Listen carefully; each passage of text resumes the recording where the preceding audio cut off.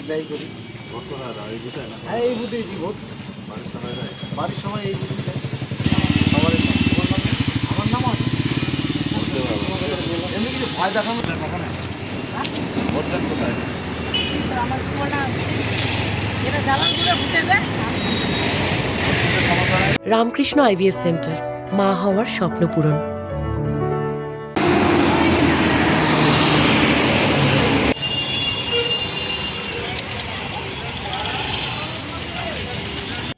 আজ আমরা কেন্দ্রীয় বাহিনীর সাথে বিভিন্ন বুথ এলাকা পরিদর্শন করলাম। আমরা 5-6টা বুথ ঘুরেছি, যার মূল উদ্দেশ্য ছিল যে সাধারণ ভোটারদের আস্থা এবং নিরাপত্তার অনুভূতি সেটাকে জোরদার করা, মানুষ যাতে ভয় না পায়।